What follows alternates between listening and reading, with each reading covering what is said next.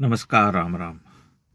भारत के कुछ पूर्व जजों, माननीय वकीलों और अकादमिक जगत के पुरोधाओं ने सुप्रीम कोर्ट के चीफ जस्टिस के नाम एक खुली चिट्ठी लिखी है, जिसमें उनके द्वारा रोहिंग्या मुसलमानों पर की गई टिप्पणी का विरोध किया गया है। उस चिट्ठी में उन्होंने लिखा है कि यह भारत की मूल भावना के खिलाफ है, विरुद्ध है और सुप्रीम कोर्ट द्वारा न्याय प्रदान करने की जो उसकी गरिमा है, उसके भी विरुद्ध है।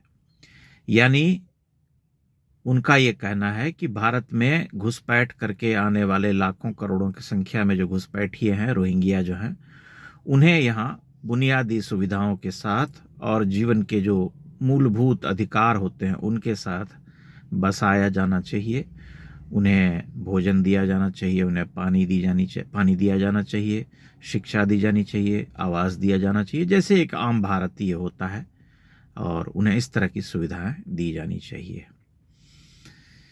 आपको ध्यान होगा कि सुप्रीम कोर्ट के चीफ जस्टिस ने पिछले दिनों एक टिप्पणी की थी, जिसमें कहा था कि भारत में घुसपैठ कराने वाले रोहिंग्याओं के लिए क्या यहाँ कालीन बिछाया जाना चाहिए। ये चिट्ठी उसी टिप्पणी के विरोध में लिखी गई है। एक अभियान चलाया गया है जिसमें कि बहुत रोया गया है, बहुत विलाप किया गया है और खेद जताया गया है। इन सभी माननीय और बड़े इंटेलेक्चुअल्स, बड़े जजों, वकीलों ने कभी भी भूले से कश्मीर के लाखों लाख बहिष्कृत हिंदुओं पर एक टिप्पणी नहीं की। उनके साथ जो अन्याय हुआ, जो अमानवीयता हुई, उसके विरोध में कभी कोई एक शब्द नहीं बोल सका, न उनके अधिकार के लिए कोई केस लड़ सका। हालत ये हो गई थी कि जब बाद में केस लाया गया तो सुप्रीम कोर्ट में ही यह मामला लाया गया था, तब यह कह करके केस जो है सुनवाई करने से ही मना कर दिया गया था कि भाई ये तो बहुत पुरानी घटना हो गई।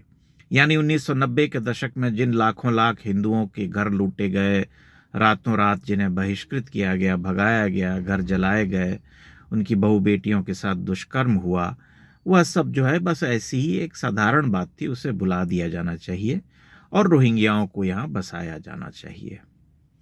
तब प्रश्न उठता है कि जिन माननीय लोगों ने रोहिंग्याओं की पैरवी की है, सबसे पहले उन्हें क्यों नहीं ये पहल करनी चाहिए। उनके पास अकूत धन संपत्ति है, बड़ी बड़ी कोठियां हैं, बड़ी बड़ी गाड़ियां हैं और पैसे भी इतने हैं कि वे बहुत सारे लोगों को शिक्षा दे सकते हैं। उन्हें अपने घर में उनको बसाना चाहिए। भारत के ऊपर वे बोझ क्यों बने। भारत तो पहले से ही बहुत बड़ी जनसंख्या से लड़ रहा है और जनसंख्या का जो विस्फोट है भारत में, वह एक संकट बन करके छाया हुआ है। इतने सारे लोगों के लिए जीवन की जो मूलभूत सुविधाएं हैं, उन्हें प्रदान करने में सरकार के हाथ पांव फूले रहते हैं और निरंतर एक संघर्षरत अर्थव्यवस्था है जो कि आगे बढ़ने का प्रयास कर रही है। यानी इनकी दृष्टि में भारत एक धर्मशाला है, एक सराय, जहां पर कि कहीं से भी जो छटा हुआ माल है, जो आया है, घुसपैठ करके घुस गया है, उसे रहने देना चाहिए। क्योंकि भारत में कभी कहा गया था अतिथि देवो भव। अब अतिथि के रूप में कोई भी आ जाए तो उन्हें बसाओ, क्योंकि भारत तो जो है बाहर से आने वाले लोगों का स्वागत करता है। किसी शायर ने एक बार पहले लिख दिया था कि काफिले बसते गए, हिंदुस्तान बनता गया। मतलब भारत जो है वो काफिलों से बना है। ये हजारों वर्ष में यहाँ काफिले आते रहे हैं और उन्होंने इस देश को बना दिया। ये काफिलों का ही निर्मित देश है। यहाँ कोई मूल निवास नहीं होता है। भारत की कोई चौहद्दी नहीं है। भारत की कोई, जैसे कहते हैं कि राष्ट्र के रूप में कोई पहचान नहीं है। कहीं कोई सी भी आया रह सकता है, उसका क्या है। भले ही वो आकर के आतंकवादी हमला करे, भारत की आंतरिक सुरक्षा के लिए गंभीर संकट बन जाए, लेकिन उन्हें बसाए रखना चाहिए। क्योंकि यह भारत की मूल भावना जो है, मूल जो गरिमा है इस देश की, उसके साथ न्याय की जाने वाली बात है। आश्चर्य है कि इन सभी बौद्धिकों को आप कभी भी भारत मुखी बात करते हुए नहीं सुनेंगे। कभी भी ऐसी कोई टीका टिप्पणी करते हुए, ऐसी कोई चिट्ठी लिखते हुए नहीं पाएंगे जिसमें कि इस देश के मूल नागरिकों के प्रति चिंता जताई गई हो, उनके कष्टों के बारे में लिखा गया हो, उनके ऊपर अस्तित्व का जो संकट है, जो सभ्यतागत संघर्ष इस देश में जारी है, उसके बारे में चिंता जताई गई हो। बल्कि ये ऐसे ही घुसपैठियों और रोहिंग्याओं के पक्ष में खड़े हो जाते हैं और कहते हैं कि उन्हें क्यों नहीं देश में जगह दी जानी चाहिए और सुप्रीम कोर्ट के चीफ जस्टिस ने ऐसी टिप्पणी क्यों की। यह बहुत चिंतनीय बात है कि भारत का अकादमिक जगत और जो इंटेलेक्चुअल जिसे हम कहते हैं, जो एकेडेमिया है, वो इनके आतंक से थर थर कांप उठा है। इनके प्रभुत्व से इनकी ऐसी चलती है कि अन्य वर्ग जो है वो बौद्धिक रूप से विपन्न नजर आता है। जैसे ही कोई इस तरह की घटना होती है, जैसे ही कोई सुप्रीम कोर्ट में इस तरह की बात करता है या कोई नेता इस तरह की टिप्पणी करता है, ये उबल पड़ते हैं, अभियान छेड़ देते हैं, यहाँ वहाँ चिट्ठी लिखने लगते हैं। लेकिन इन्हें कभी भी उन पाकिस्तानी शरणार्थियों के लिए चिट्ठी लिखते हुए आप नहीं पाएंगे, हिंदू शरणार्थियों के लिए जो वहाँ बरसों बरस से सताए जा रहे हैं और किसी तरह से भारत लौट आना चाहते हैं। भारत आए भी हैं तो बरसों बरस तक टेंट में यहाँ वहाँ पंडाल डाले जो है रह रहे हैं, लेकिन उन्हें भारत की नागरिकता नहीं मिली है। भारत में किसे रहने का अधिकार है, किसे नागरिकता मिलनी चाहिए, यह जो है यह केवल सरकार का अधिकार होना चाहिए। सरकार तय करेगी, संसद तय करेगी कि भारत की नागरिकता किसे मिले, किसे यहाँ रहने दिया जाए, किसे भगाया जाए।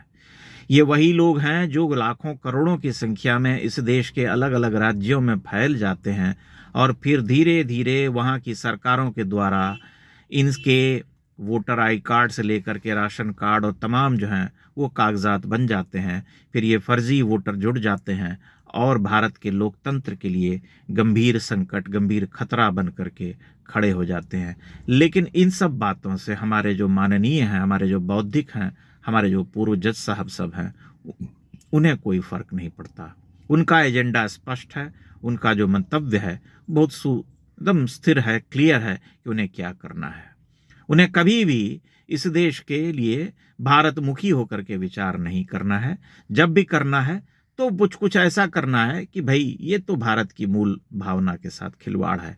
भले ही ऐसा कोई भी संकट जो भारत के अस्तित्व के साथ ही जुड़ गया हो, जो भारत के लिए गंभीर प्रश्न बन करके खड़ा हो, लेकिन ये कभी भी उस पर जो है टीका टिप्पणी नहीं करेंगे, क्योंकि ये अपना एक रास्ता बना करके चलते हैं और हमेशा जो है ये कुछ उस तरह की बातें करेंगे, अरे भगवा आतंक फैल गया, भगवाकरण हो गया, ये हो गया, शिक्षा का भगवाकरण हो गया, इसका भगवाकरण हो गया, उसका भगवाकरण हो गया।